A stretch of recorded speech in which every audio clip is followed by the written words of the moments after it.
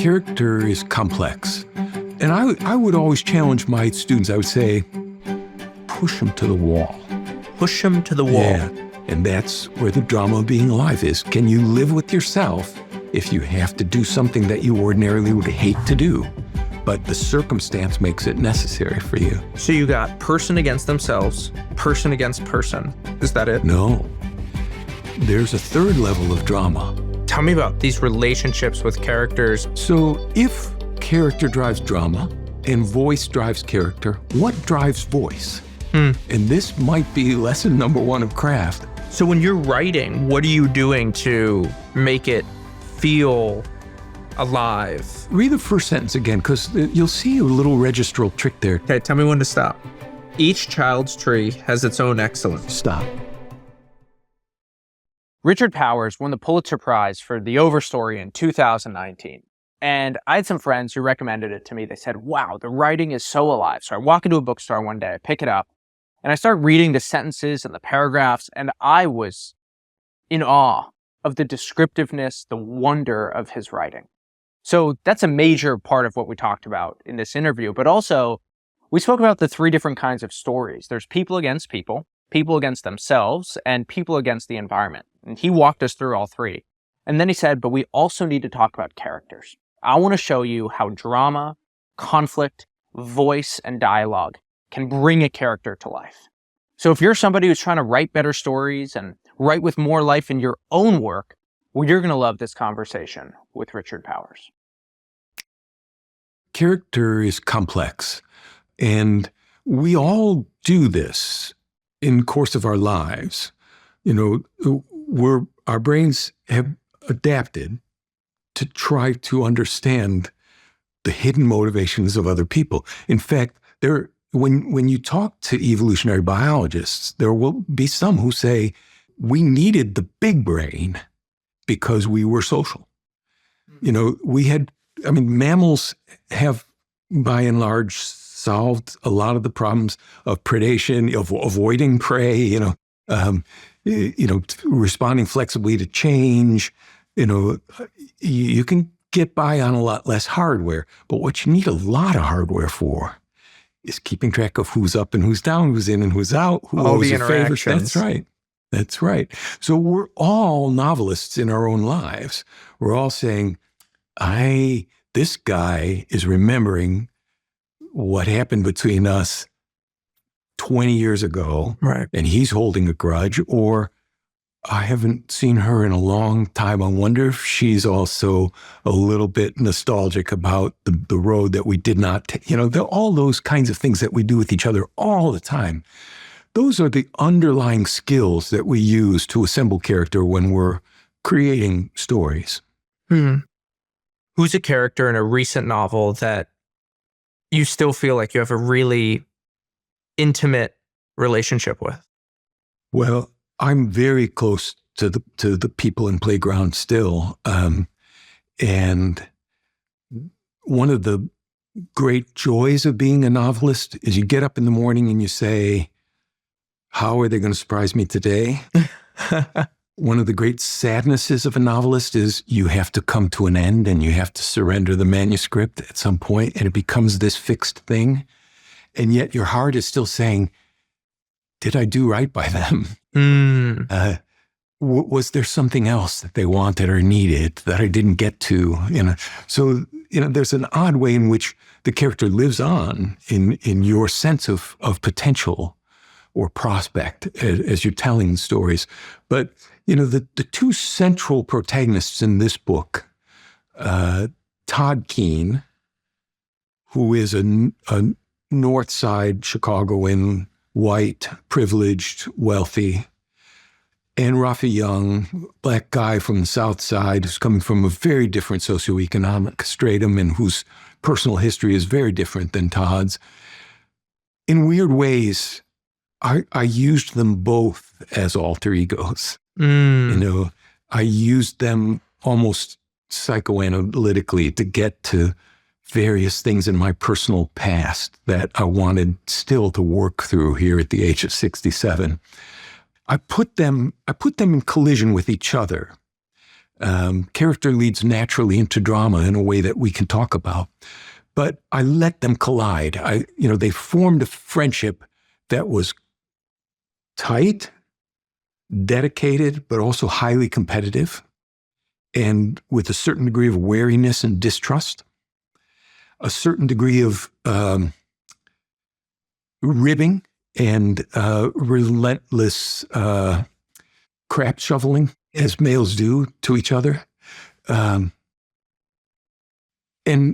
the drama that arose out of that was naturally a kind of extension of all the unfinished drama of my young life, from the age of 10 to the age of 30 and beyond. Character leads into drama. I think that's true. I mean, when we think of character, I used to teach character using something like the Stanislavski method. I don't know if you've had writers who have approached it that way, but he was a great theoretician of acting and how to an actor prepares is one of his works, and how to inhabit a role of someone on stage who isn't you, and how to locate in the role something in the core inner values of that character that you yourself can identify with, knowing full well that you are not that person, you do not belong to that world, but somehow abstracting it enough so that you can use your own inner experiences and core inner values to inhabit and participate in that other character's.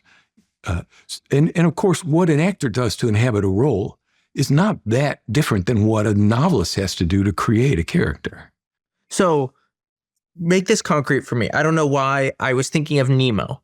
And Nemo is, this little kid fish, and Nemo wants to get out and go do things, go explore the ocean. And then you have, what's his name, Marlin, the dad?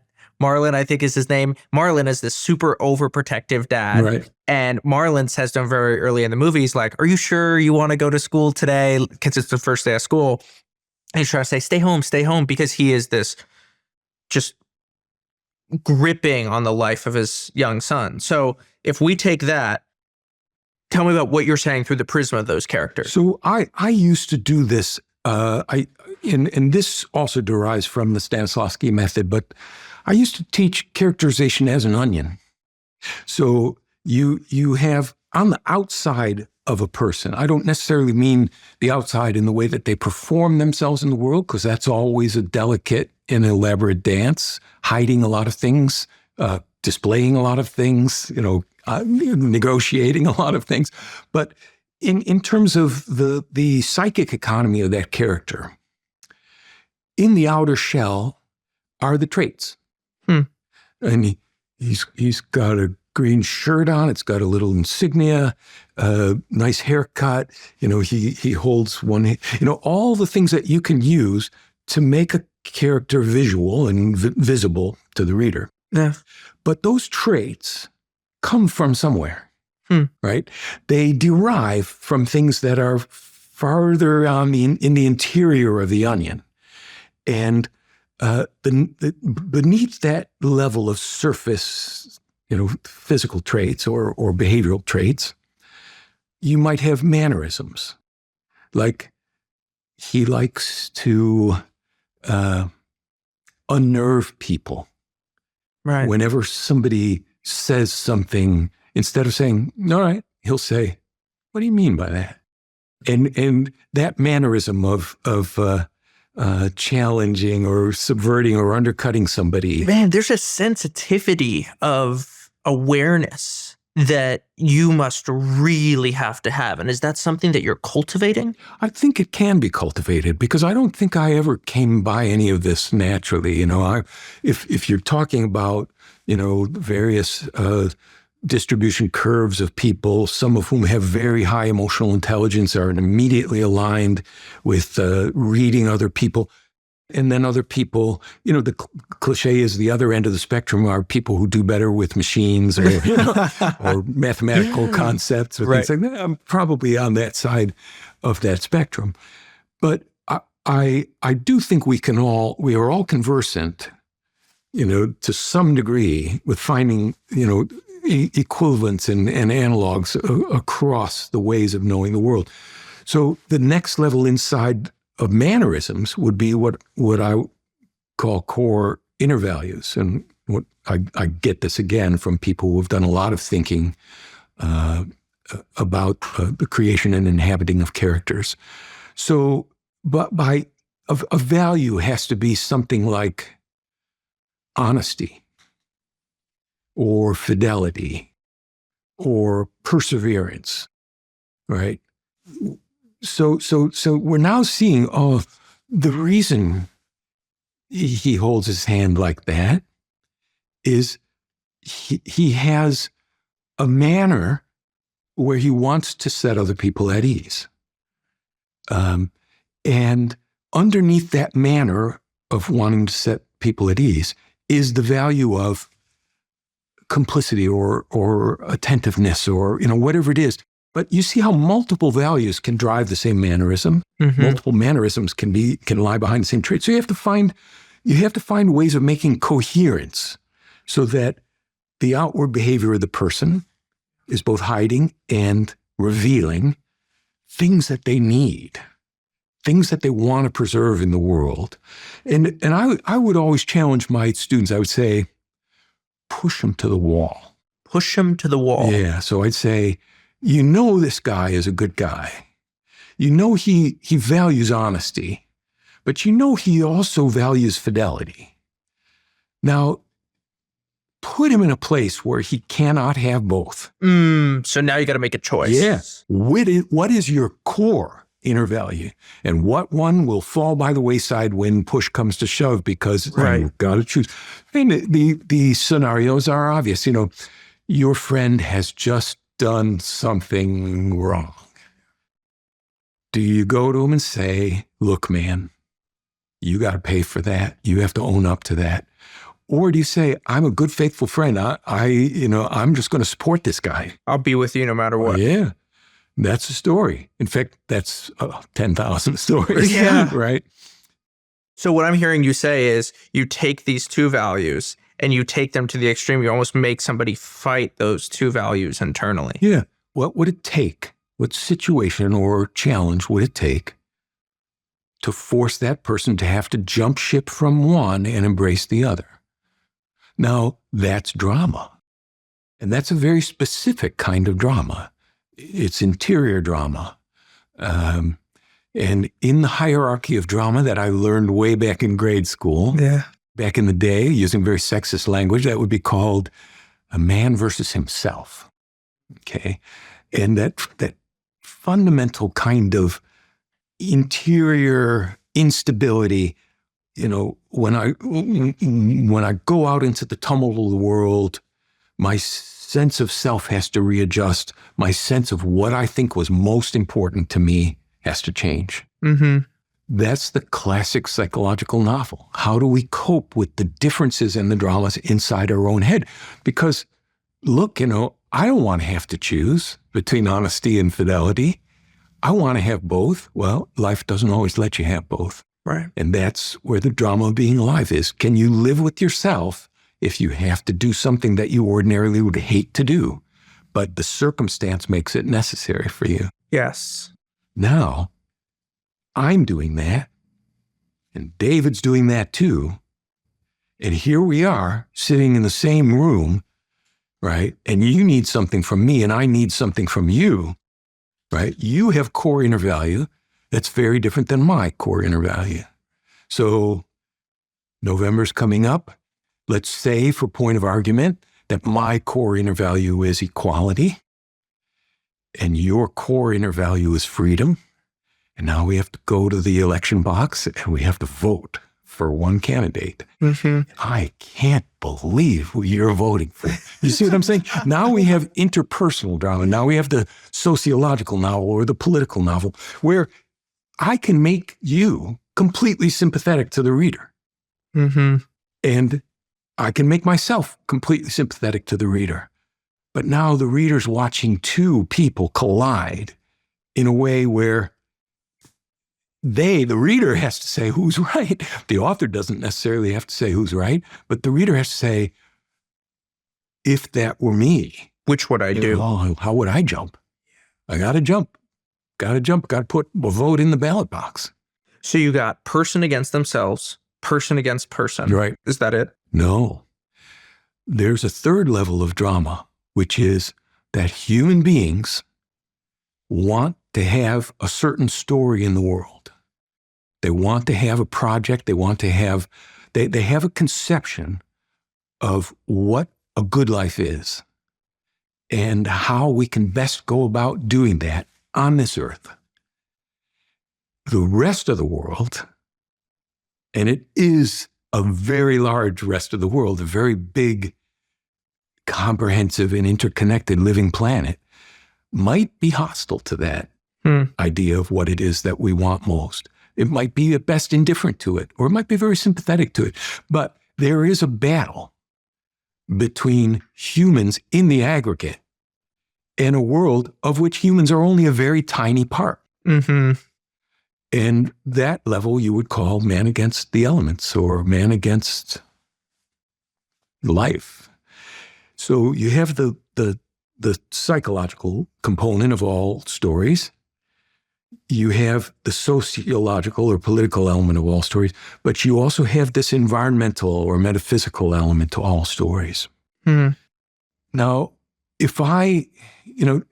when I was reading everything I could get my hands on and deciding that I was going to give my life to this craft and this work, and I was reading especially contemporary novels in the 80s and in the 90s, and even into the early 2000s, there were a lot of novels that were exceptionally good at psychology and very, very good at sociology and politics, but almost never ventured beyond the human world. Almost never introduced the idea that what we want out of our lives on this planet might not be commensurate with what the planet wants. So the whole third kind of drama was disappearing from literary fiction. We were getting extremely able and capable in our ability to tell stories about humans, but only as if humans were autonomous and independent from everything else. Right. And it seemed to me that can't be right. And I started to look at the history of literary fiction and then the history of world literature, even before the novel. And I was looking for that third kind of story. And I saw, you can think of great examples of it, right? If I said, tell me a book about man versus nature or man versus, the gods or man versus the elements. Greek mythology, a bunch. All of it. Almost all mythological traditions. Now bring it up to the present. What do you think, what's the latest kind of great book in the American canon that you think really took seriously the idea of man versus nature? I have no idea. You got to go back a ways. Yeah. And you got to go back to Moby Dick, or you got to go back to the American frontier novel. It's been that long, huh? Well, there are always exceptions. Sure. Right? But there's a dip. There's a real dip where, from 1851 when Moby Dick's published to, 1914, at the start of the First World War, you see a trend for sure where that novel starts to seem quaint, like the battle against nature. It's like Jack London.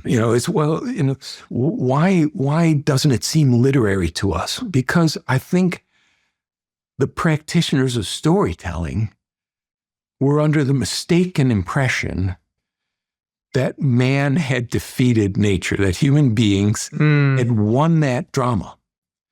And now we could invoke that drama kind of nostalgically, but it wasn't a real issue in our lives anymore. Our technologies had gotten so powerful that it didn't seem like questions that we had to ask anymore.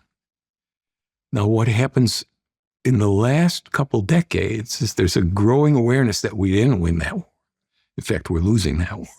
And we're in bad shape, not just on the climate front, but on the species extinction front. And now that drama comes flooding back into the literary novel. It never left the novel of science fiction. Mm-hmm. It never left fantasy. I mean, fantasy is man against nature, right? It's telling that those things became second class, those genres became subordinate genres in the eyes of the people who wanted to be practitioners of literary fiction, right? But now where it would have been strange for me in 1980 to pick up a new literary fiction that had a lot of non-human elements in it, non-human agents or non-human concerns, or taking place seriously or taking other kinds of creatures seriously. Now it's rare to pick one up that it isn't addressing this question of how are we going to stay here much longer. As you were thinking about the Overstory and learning about trees and developing a kind of empathy for trees, right? I think of how big is the distance between you as the person and the, dare I say, consciousness of a tree. It almost felt like your mind and the consciousness of trees fused together. And I know that in your research process, you just spent a lot of time in the woods. And I would love to hear about that research, but even more fundamentally, how you developed that kind of empathy for trees and turning up the dial of just how real they were to you. I found that in old literature. You mentioned mythology, indigenous stories. And of course, I found it also by recovering my own earliest sense of narrative.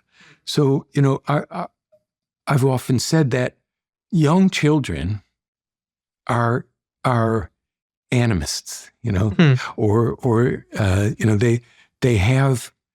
they take seriously these magical creatures around us. I would just looked at some crows flying past. I'm looking at these marvelous locusts out of the window, and a child could look at that and know that creature is alive in really profound ways that adults now stop taking seriously. No, it's just wood. It's just wood. Right. So to go back to my own childhood pantheism, and to go back to the stories that underwrite world literature that know that you can't talk about human beings, you can't understand human beings except in conversation with the neighbors, with understanding them in the full context of who we're not. And our fascination with the non-human world is that somehow we can see qualities in these other ways of being in the world that resonate with our own values. So to look at the non-human world is also to understand interior drama. Mm-hmm. So it's not just a question of giving trees voice.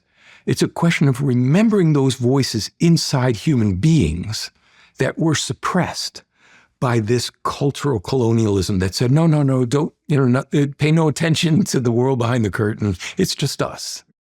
So to recover that amazement wasn't a separate thing than to go deep into character. For me, for the creation of that book, they became the same enterprise.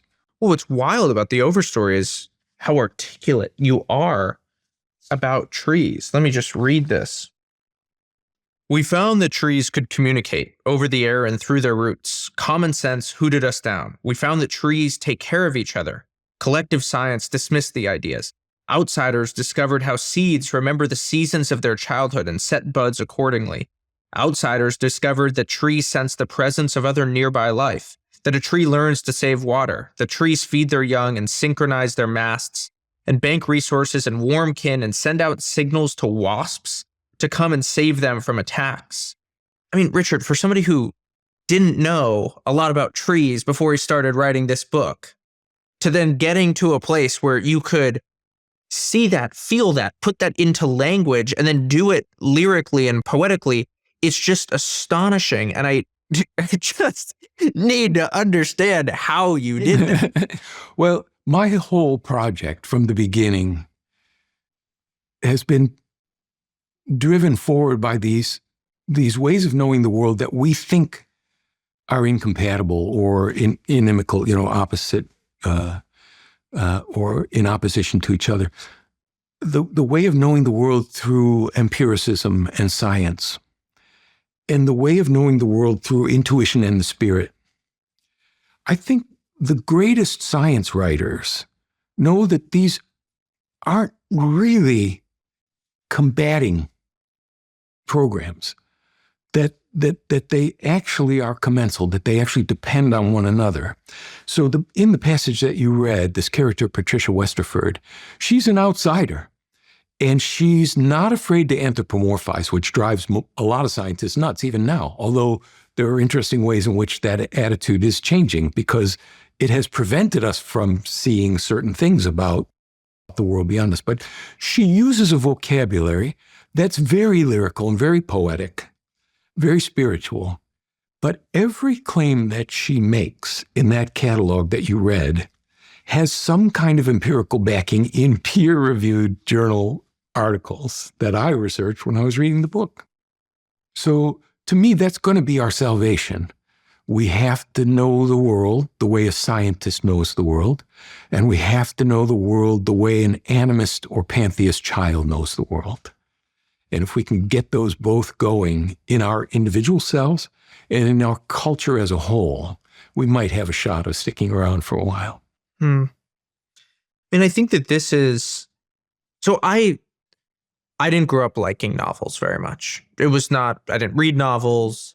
It wasn't super compelling to me. And reading this now, it's something about reading it out loud is really showing me what the novel can uniquely do. I'll read a little bit more. A forest knows things. They wire themselves up underground. There are brains down there. Ones our own brains aren't shaped to see. Root plasticity, solving problems and making decisions. Fungal synapses. What else do you want to call it?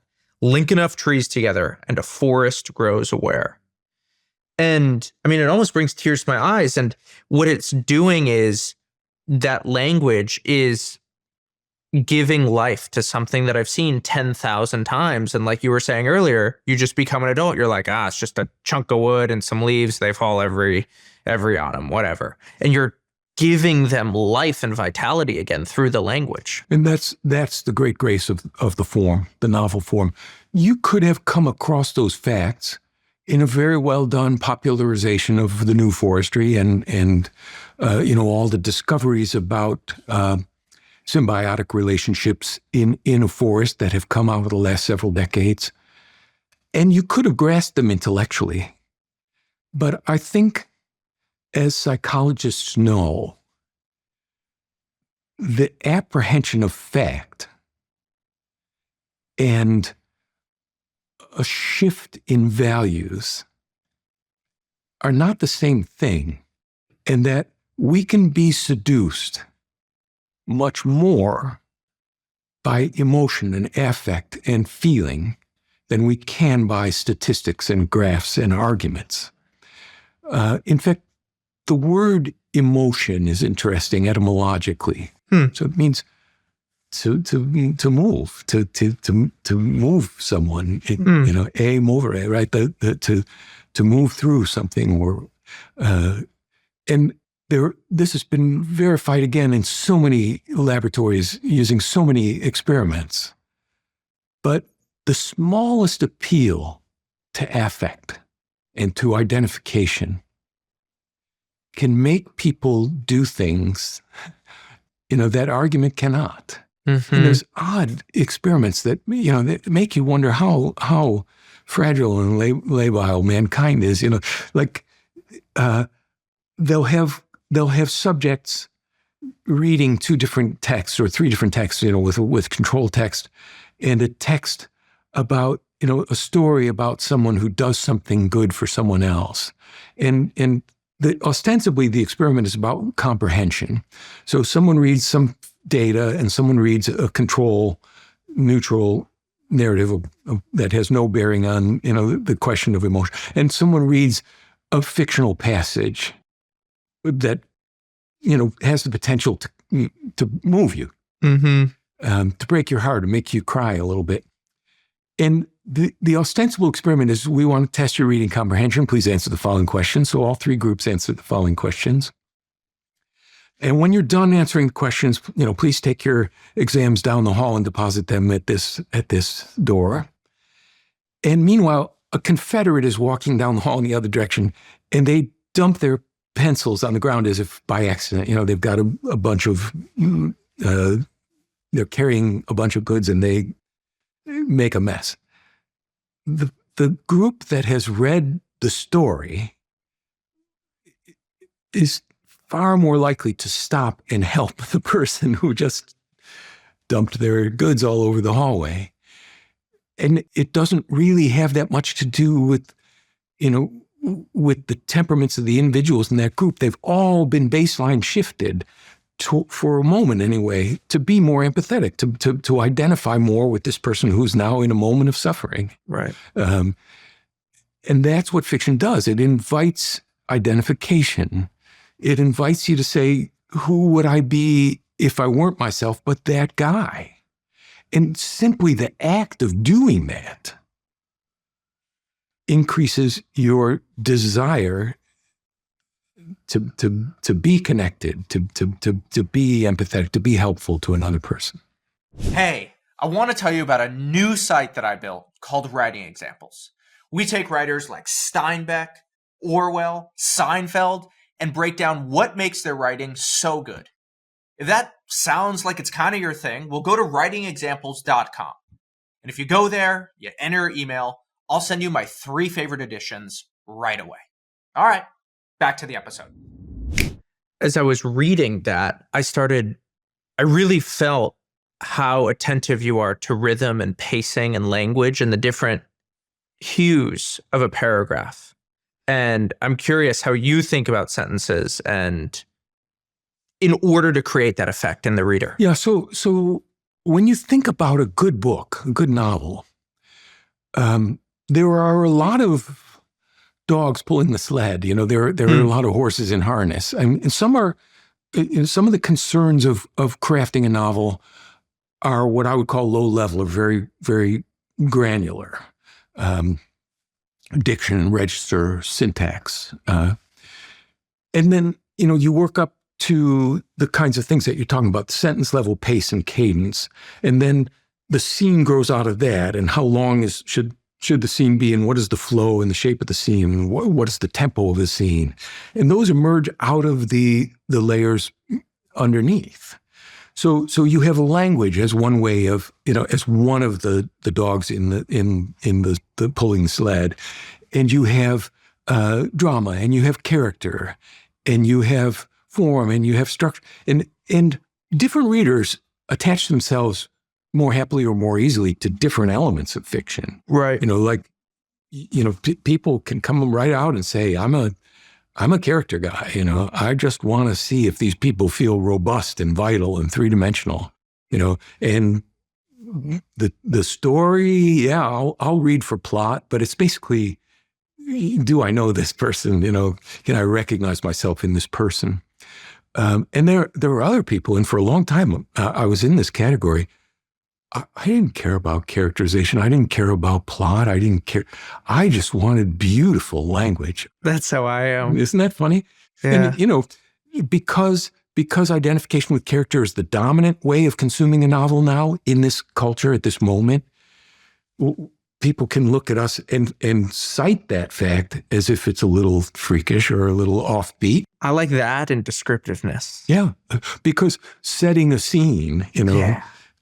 Even before there are human agents or non-human agents in that scene, for me, can be, some of the most glorious kinds of fictional experiences you can have. Whereas if you go to an MFA program, you're likely to hear people say things like show, don't tell, which means don't spend a lot of time setting the scene, just get people in there doing things. Right. Yeah. So something is lost when you privilege one aspect of a fictional experience over all the others. I think the ideal strategy is getting all those elements pulling in the same direction and feeding on one another. So the question is, we talked about how drama grows out of character. Well, character grows out of voice. To a large extent, we come to know the people on the page by how they're explaining themselves. Sure. And how they're performing themselves for other people and what they're asking from other people. So the moment you hear somebody, you start to hear somebody, you can also start to see that person. Forrest Gump from a movie is a great example of just the way he speaks, and the simplicity of his language is a place where voice really then leads to character. Yeah. So if character drives drama and voice drives character, what drives voice? And the answer is you're starting to get down to the nuts and bolts of your tool chest, which is the words, the individual words, and the way they are aligned in a sentence. Right? So I'll do the first one first, although typically I would try, with my students, I did it different ways in different years, but I would show the inseparability of these things. I'd show the questions of register and diction are also the questions of syntax and cadence and pacing. But the easy ones, the lowest level, is what is the register of that word? And, what does that word mean? And to answer those questions is far from trivial. When you say the register of a word, what do you mean by that? So linguists will talk about the levels of speech that people use. And sometimes you'll see 3, casual in the middle, formal above it, and, down and dirty, slangy at the bottom. Sure, yeah. And sometimes you'll see 4, you'll see different approaches to answering this question of, how register works. But when you think of the various ways that you can say, hand me that. Right. Give me that. Yeah. Hey, will you please pass that? Yeah. Completely different. Yeah. And there are a dozen more. I mean, there's no end actually to the ways that you can say that. Yeah. I mean, you can literally just say, yo, and then point at it. That's great. That's great. And you are performing a submit. You're requesting something specific that can be identified, but you're also sending signals beyond signals about who you are, about who you think the other person is, about the kinds of values that you want to manifest to the other person, about the kinds of values that you want to encourage or suppress in the other person. All of those come out of voice. And voice, again, is what words, how formal or informal are you going for in terms of your word choice? It would often be eye-opening to my students when I would come into class and I'd say, because you're speakers of English, you have a kind of built-in bilingualism. And they'd say, what do you mean by that? I say, for historical reasons,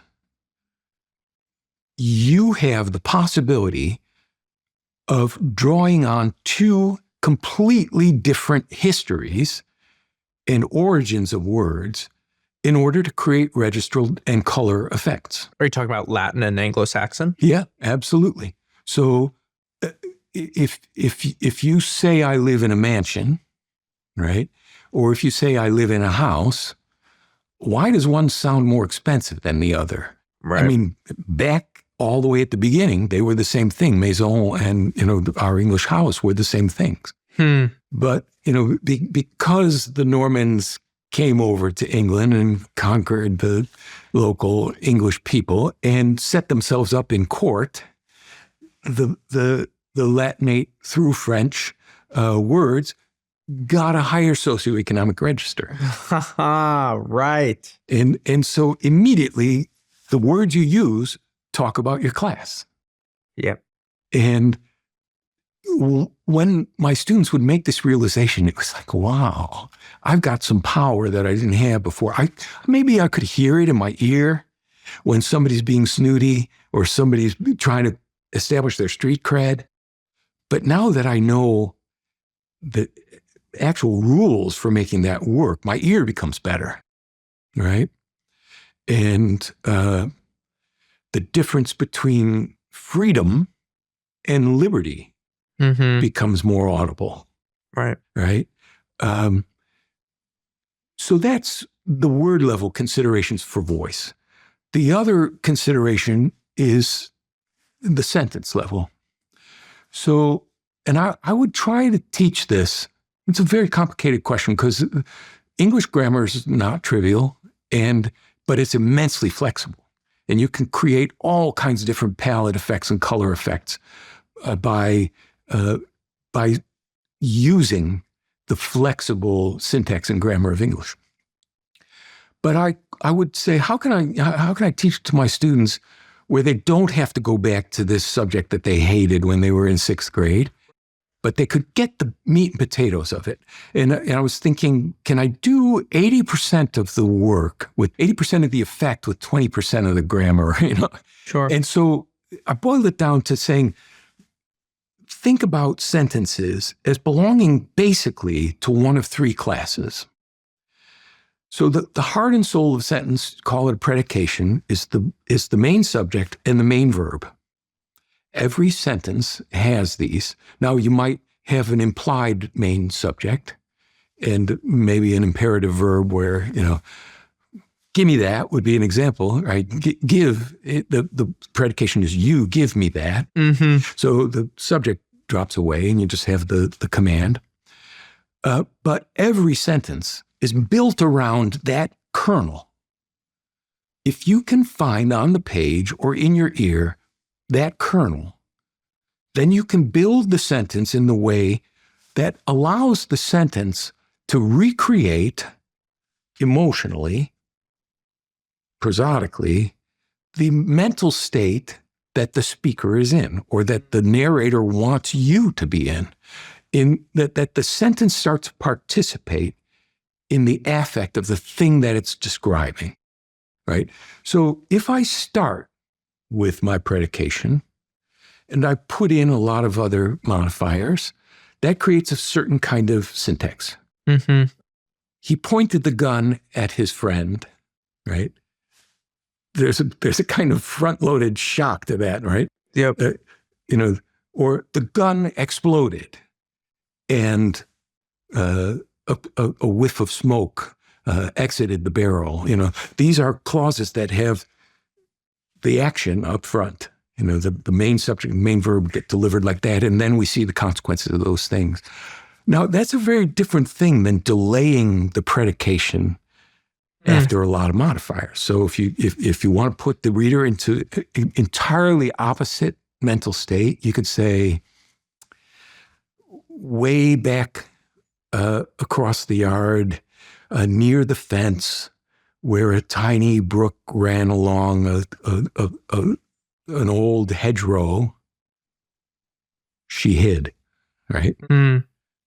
And of course, by having these modifiers first, the reader is in this suspenseful state. Yeah, I was like, what are you going to say? What are you going to say? What are you going to say? And she doesn't appear until the very end. So she is hidden from the reader in the sentence. Oh, wow. I did not catch that. Right? Yeah. In the same way that she's hidden in the physical space. I did not catch You that. have to wait for it. Yeah. Oh, there she is.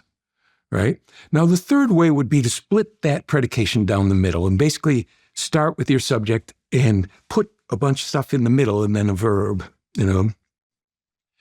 And you can do this for all kinds of reasons too. You can create suspense with that. You can create comedy with it, right? It's probably the rarest form. If you count the sentences in an average novel, most of them are going to be in the first species, right. Where the subject and verb are pretty upfront. A smaller number are going to be this delayed predication, and maybe the smallest. I don't know. I'd like to do that experiment sometime and actually get the data.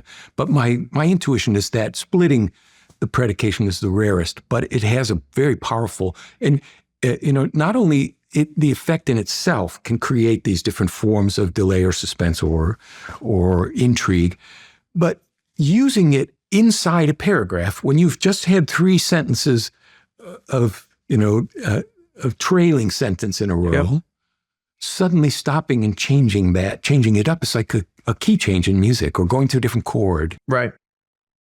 Tell me about writing descriptively, because it's the kind of thing that people try to do, and then all of a sudden they sound like they're trying too hard. And I want to read this sentence because I think it's a good example of how you write descriptively. And I want to hear how you think about doing this. You write, each child's tree has its own excellence.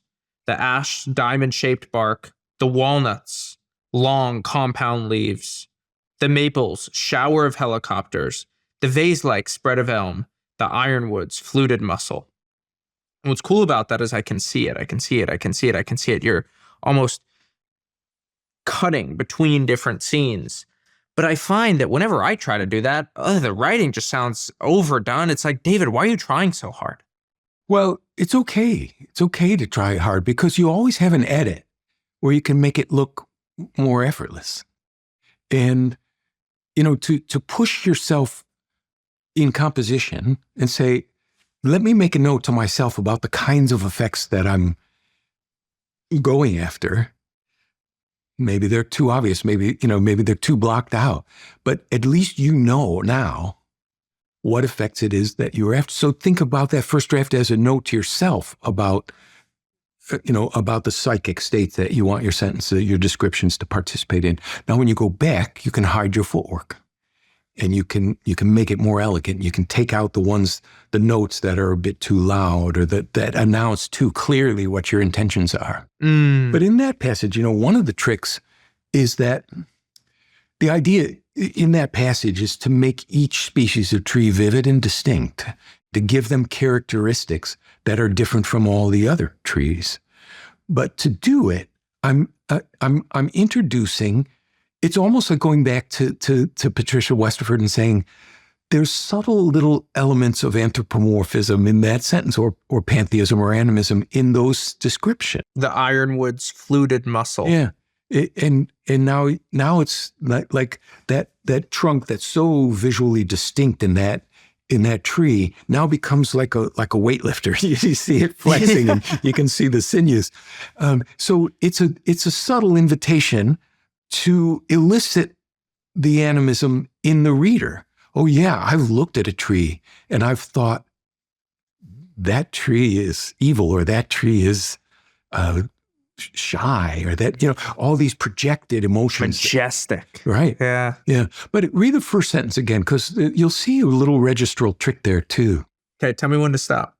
Each child's tree has its own excellence. Stop. Were you expecting that word as the final word of that clause? No. It's like a great song where you hear the phrase and you think you know the way the chords are going, and then all of a sudden, at the end of that phrase, you hear an interesting change of color or change of instrumentation or change of pitch. The last thing you would think to apply to a tree would be some degree of excellence. Now, I always think, the beginning of a sentence and the end of a sentence are very powerful places to set a reader's expectation and then to surprise the reader's expectation. So each child's tree has its own degree of excellence, right? And the reader's unconscious. They're just reading along for the music of it and the color of it and the images being created. But the composer is saying that word raises the tension a little bit at the end of that sentence.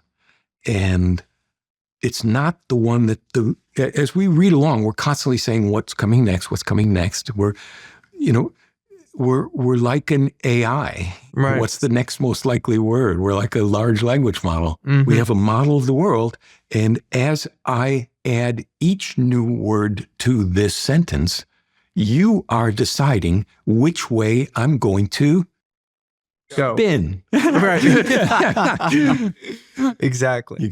You can play off that expectation. You can set it in motion and then say, no, this way, that way. So how is it different, say, when you're describing a person? So that one was about trees, but then you write, the farm was where Nick first started sketching. The penciled dreams of boys, rockets, outlandish cars, massed armies, imaginary cities, more Baroque with detail each year. then wilder textures, directly observed, the forest of hairs on a caterpillar's back, and the stormy weather maps in the grain of floorboards. Yeah. And it's interesting to read something that I wrote now 7 or 8 years ago. I'm in a different place. The world is in a different place. That book exists, and its trajectory I could never have foreseen when I was working on it. And I'm listening to those phrases on the one hand, the way a brand new reader is listening to them, because enough time has passed for me to forget how that passage worked. So I hear that the pencil dreams of boys, and I don't know. It's an odd metaphor for a second. And then you get the catalog of things that boys might sketch, and the pencil dreams of boys. Well, what's so cool about this is it put me back to being a kid. Mm-hmm. I used to design airports in my room when I was a kid. Yeah. So this is about rockets and outlandish cars. It has nothing to do with airplanes, but something about the similarity put me back to being an 8-year-old kid, kind of messing around and sketching around and designing baseball this and football that. And that is, now that I'm rereading it, so much of what makes this resonate with me. Yeah, now you can look at the individual words in the syntax and say, what is he doing to put me in that mental state beyond the simple literal conveyance of the sentence? I have to say, in all honesty, and this might be lesson number 1 of craft, I'm also listening and saying, no, I would do that differently now. Give me a red pen, because that's writing. You are never done with it because you're a moving target. Your reader is a moving target. The world is a moving target. You look at that sentence and you say, give me another shot at that. So, when you say you look at your first drafts and it's frustrating for you, I say that's not a bug. That's a feature. Let that frustration be another form of seeing your desire. So how many times do you rewrite those sentences? Oh, gosh.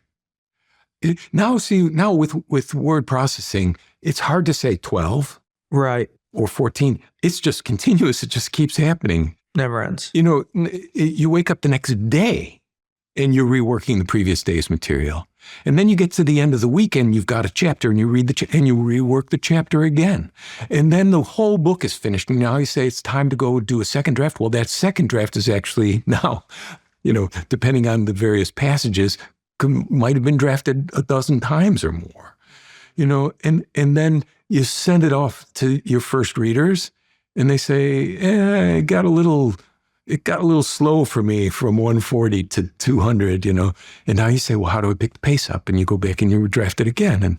But all I'm saying is accept that as part of the glory and of the process of writing. Don't fight it as something you wish you could finally make it right, because there's no final right.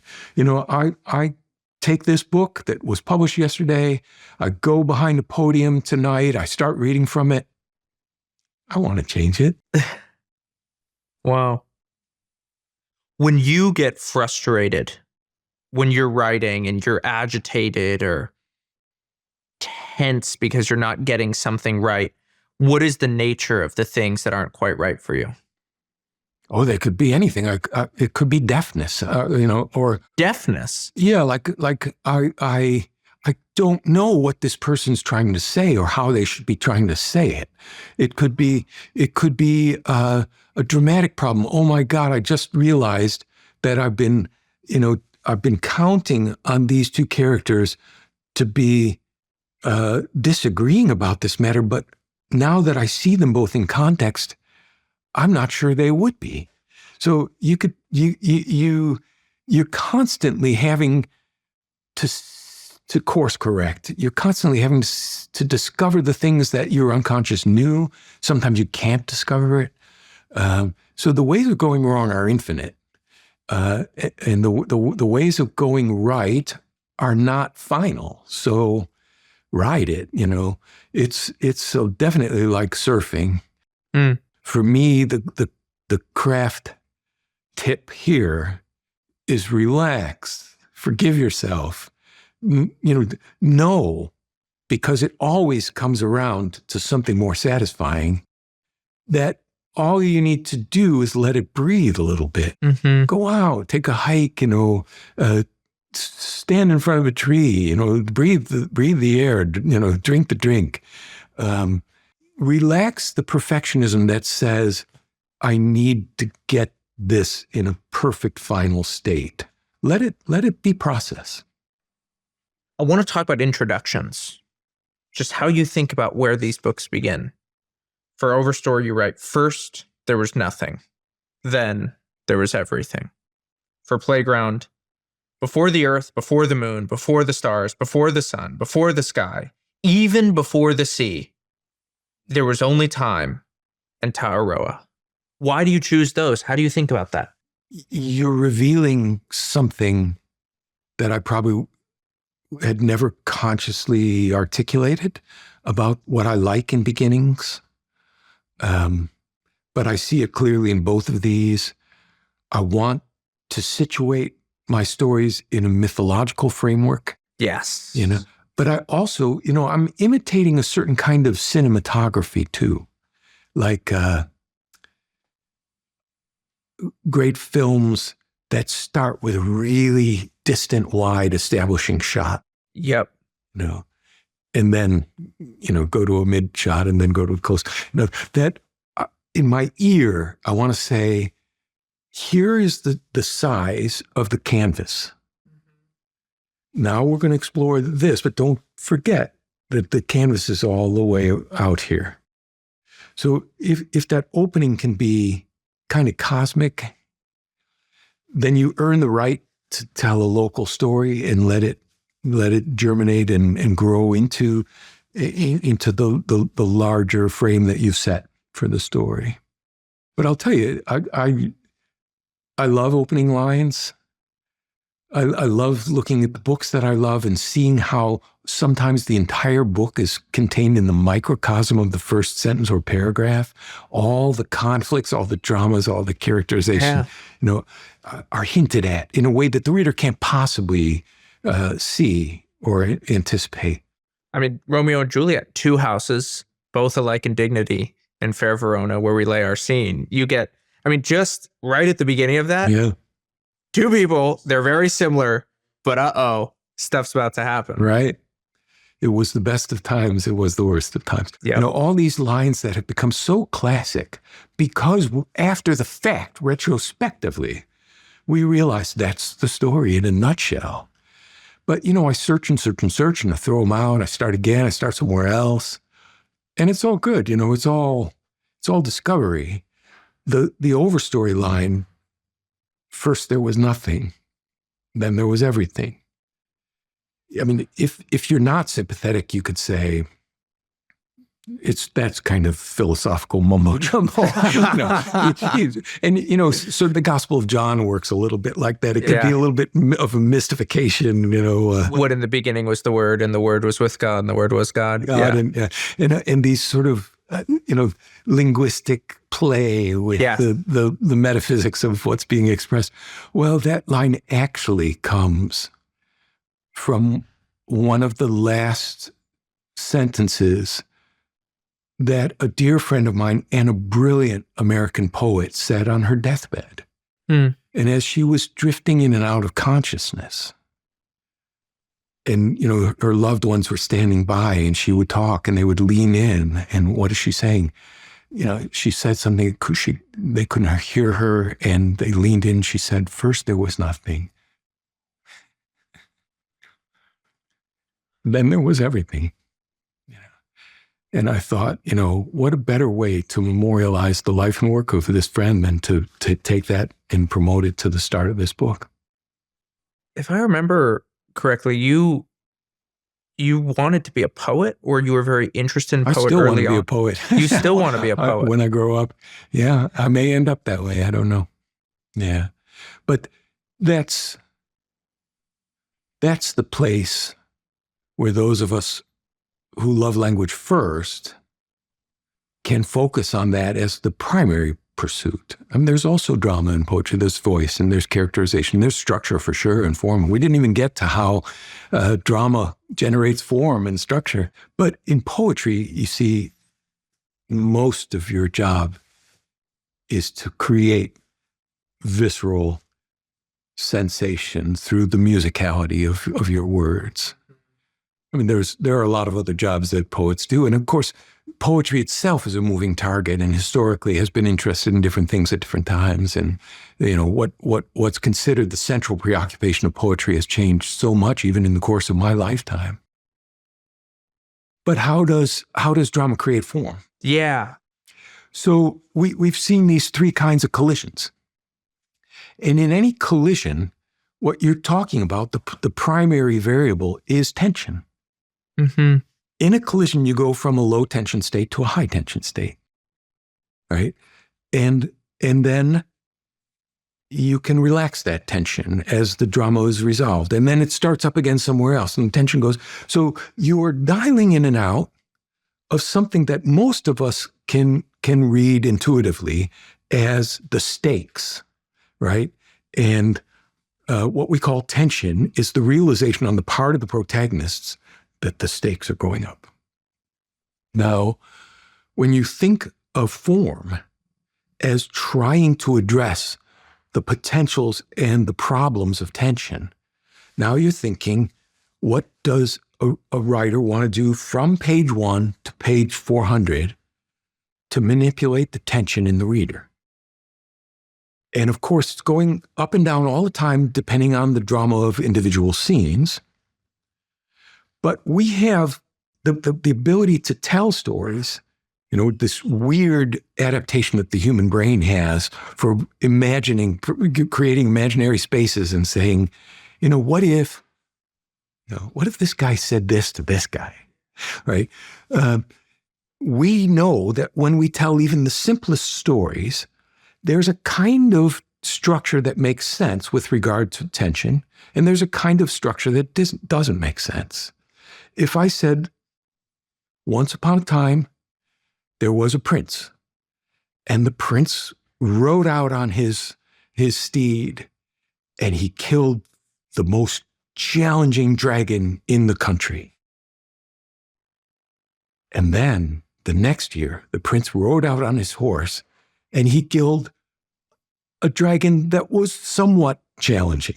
Right? That wouldn't make any sense, And the finale being, and then he killed the easiest dragon in the country. It would never Makes work no sense like at that. all. Yeah. So we have an intrinsic, which would actually it would merit some investigation as to why that makes absolute sense to us to stack tension as a rising thing. Mm.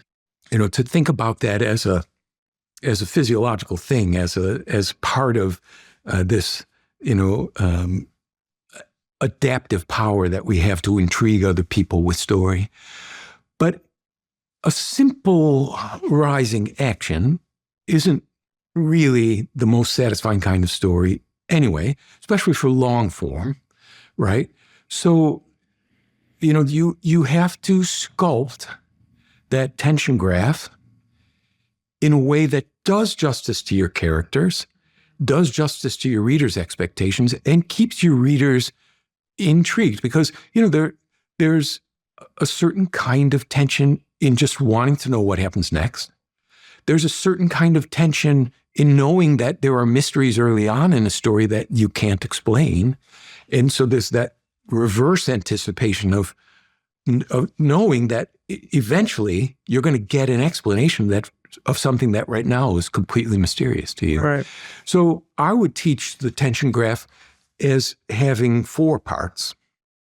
A hook, where at the beginning tension is just a little bit higher, artificially higher, right? In order to say, this is going to draw you into this world. There's some stakes early on that you're going to immediately be viscerally interested in. Yep. And once you get the reader hooked with that higher level of tension, you can relax the tension a little bit as you move into what I would call the exposition. Who's who are they? Where, what is the crisis? What is the stakes? Where are these people coming from? Getting everybody on stage. You've earned the ability to relax the tension and get everybody on stage because you've had that little bit of a bait and switch. Mm-hmm. Once the reader is oriented in this world, once a certain amount of things have been exposed, shown to be, then you can start to explore the instabilities of those people in that situation. Now we go back to drama, and every value creates an unstable counter value, and every contact with another human being creates an instability in what those people want and need. Now you go through the great middle part of the book, which is the rising action. The stakes get higher. Every time something gets solved, it produces a larger instability because the ramifications of solving that first little episode are larger than the first episode itself. So you go up this ladder and you eventually reach, you hit the wall. You can't raise the stakes any farther. You've reached the ultimate dramatic conflict. That's the climax of the book.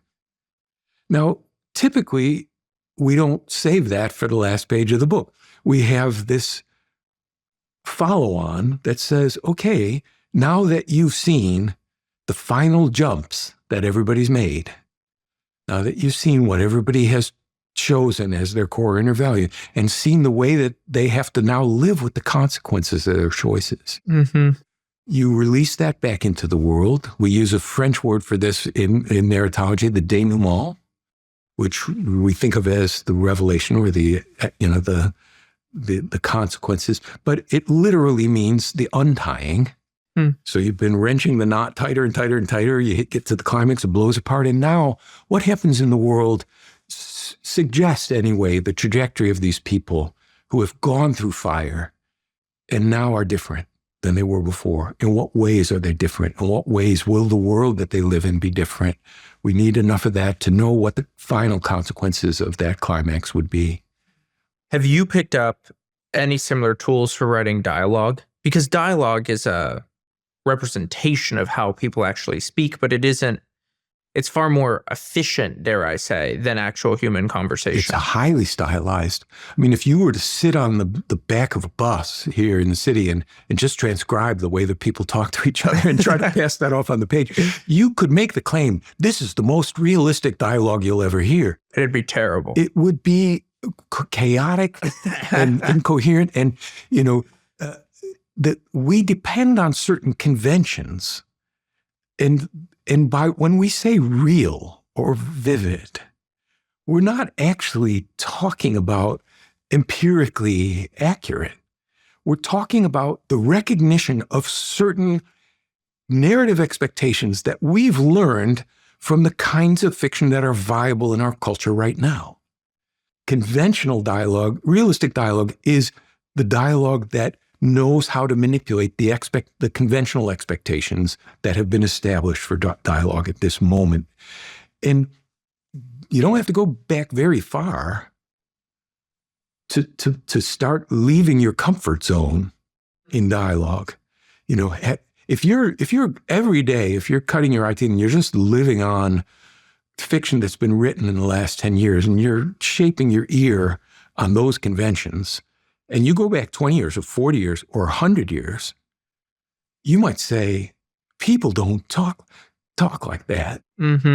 But all you're saying is, I've lost my context, my decoder ring for understanding how these dialogues work. So when you're writing, what are you doing to make it feel alive without it feeling, like you said, empirically accurate to how people speak? I think you have to hear it out loud, because I think that's the way that most readers are actually going to consume the narrative. When we read, we subvocalize. You're hearing it subvocally. And that's why sometimes for authors, it's tough to listen to their own audiobooks, because they've just spent a couple of years subvocalizing all these characters. And now they have to hear these characters literalized by some other voice actor. And they're going, no, that's not what I'm hearing in my head. But to create dialogue that can elicit different kinds of emotions from people is always furthered, I think, by actually saying it out loud. And, testing it in the crucible of your ear, right? So that when your readers do the same thing, you at least have a little sense of the register, the tone, the color, the cadence, the realism, the socioeconomic accuracy of that dialogue. I have no sense for this. So who is someone who you really admire with dialogue? And what is it that you admire about the way that they write it, that you're trying to chase or cultivate yourself? There are practitioners that are amazingly varied. Like you can get a writer like Ann Patchett, whose characters, you even forget that they're characters, because she somehow can participate in the way that they speak so vividly and so virtuosically that the performance disappears entirely, and you just say, "Oh yeah, that's my neighbor. that's the woman that I lived with for 11 years." Or you're doing all those things just through her ability to let them speak themselves to each other. But then you can also get a writer who's aesthetically completely different, like Don DeLillo. And you can look at a book like White Noise, and you could look at the dialogue in that book, which is crazy, and highly artificial in one sense of the word artifice. And yet you can say, this man has the best ear of any living writer because he somehow can get to the absurdity of the way that we talk through each other, or away from each other. Yeah. And it's not realism. It's in some ways it's kind of surreal what he does with dialogue, but it's so real in terms of recognizing the crazy way that we play this language game with one another. Okay, so what I want to do is I want to pop between some different quotes. We'll kind of do a fire round quote parkour. First one. The best arguments in the world won't change a single person's mind. The only thing that can do that is a good story. I mean, in order to move somebody, you have to use emotions, right? And we talked a great deal about those two different appeals, the appeal to logic and reason and rationality, and the appeal to the guts. Yeah. If you would learn the secrets of nature, you must practice more humanity. The secrets of nature are where the secrets of humanity arise. We can see one another. We can understand ourselves as individuals through the difference that we have looking at another person. But to understand what a human being is, we have to look at the more than human. The loneliness of writing is that you baffle your friends and change the lives of strangers. I find this true to the present day. I can give the manuscript to my brother, and he can return it a couple of weeks later and say, interesting.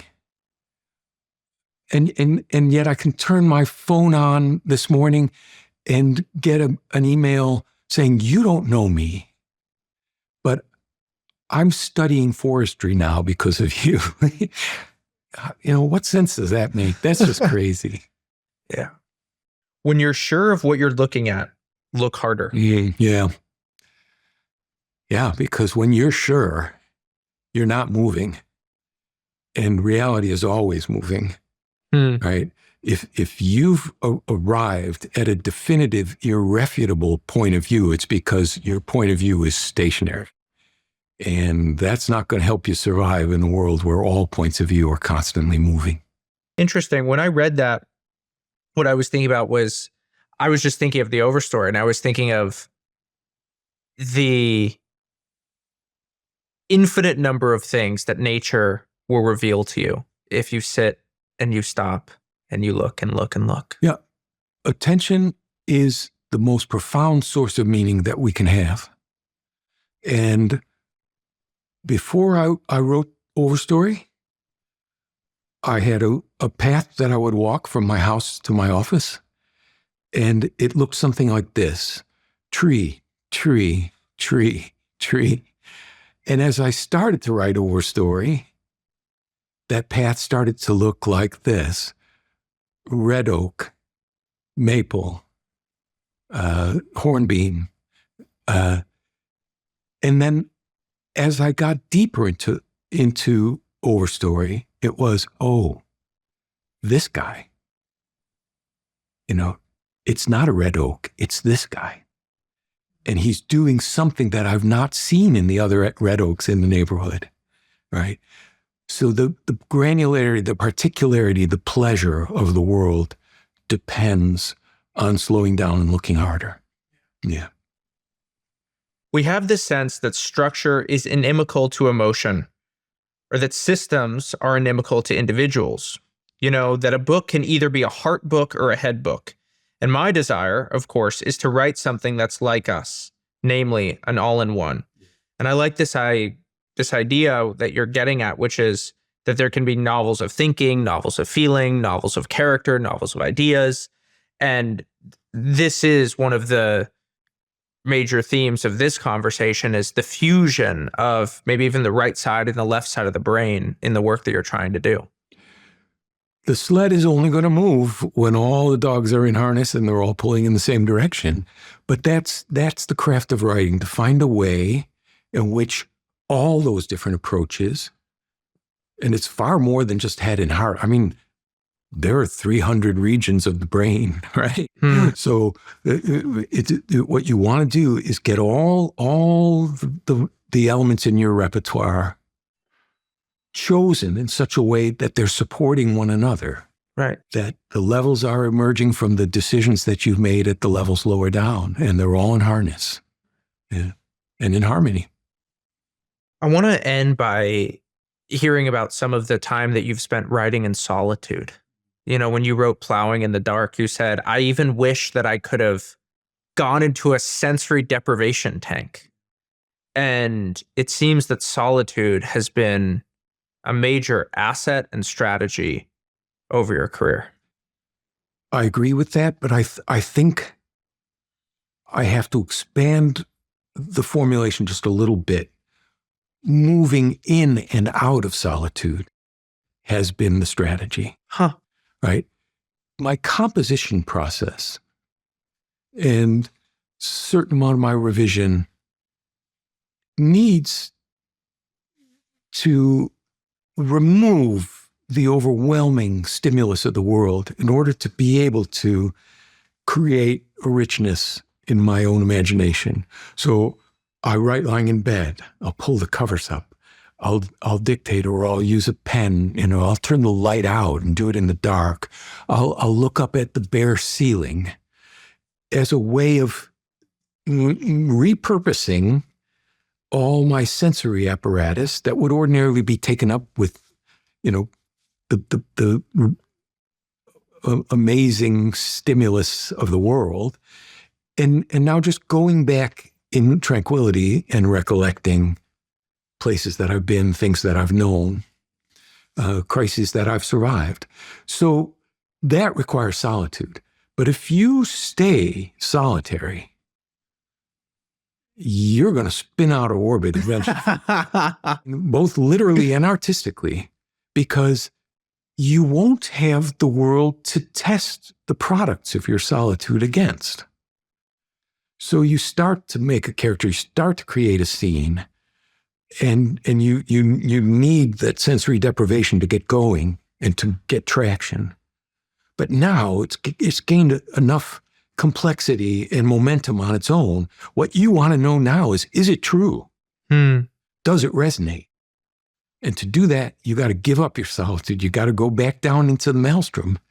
And I think so many creators talk about that boundary condition, where you can control both the degree to which you can isolate and organize the complexities and the chaos of the world, and the degree to which you can plunge back into the bracing, rejuvenating, corrective of a story that you didn't tell.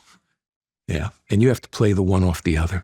Well, it seems like you've really experimented with different forms of composition, because you were just talking about speech, the typewriter or the keyboard. There's handwriting. Right. How do you mix those, and how does your language show up differently in different input formats? It's kind of scene dependent and book dependent to some extent, the ratio and what I go to at each moment. It's also dependent on my state of mind. But I mean, think of it the way that a musician would use different instruments. If you're writing a song, you might reach for a guitar for a certain kind of song. You might sit down at the piano for a different kind of song. Go out in the woods and sing a cappella for a third kind of song. Or you might rotate. You might try different combinations in sequence or in parallel. I think the same's for writing. I think the tools that we use to write, we reach for them when we need them, when we detect through our intuition or through our intellect that we need to slow down or be more quiet or speed up, be more lively. And each tool has its affordances and allows you to get to different places. Last question. Be as concrete as possible with, how do you actually think about your day-to-day structure when you're writing in solitude? I mean, you were talking about, I have this image of you just pulling the covers over your head and being in there and letting your imagination wander. And do you set deadlines for yourself? How does that work? It's changed enormously over my 40 years and 14 books. I have always been a person who's most alert in the morning.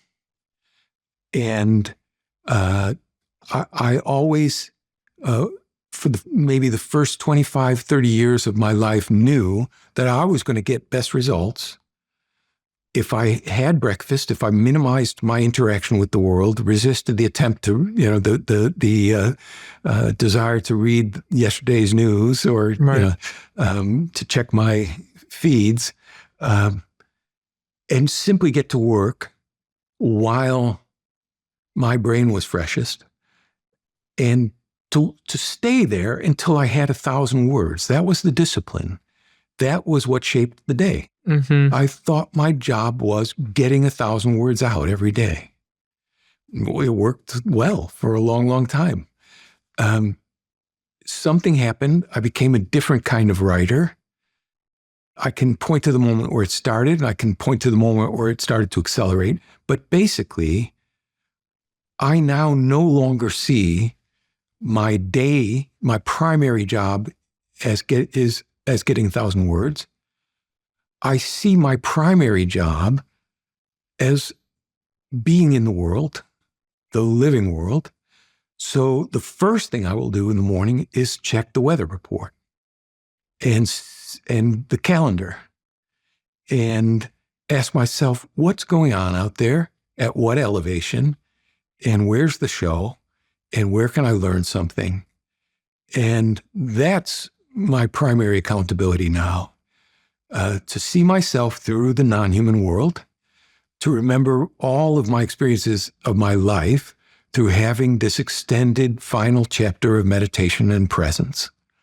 And usually it means that after a short time of being quickened and revived by all these amazements happening all around me, without too much deliberation, something that might have taken me a lot of forced effort earlier in my career, sentences will start to come and scenes will start to come. And a lot of times, I'll be 4 miles down a trail and realize I got to get home as quickly as I can because I can't hold it all in my memory anymore. So the writing now is a supporting process for trying to keep me growing as a person in a world that keeps growing. That was such a fun interview. Thank you so much for Oh, doing my this. pleasure. It was great to meet you. Thanks, David. Yeah. Yeah.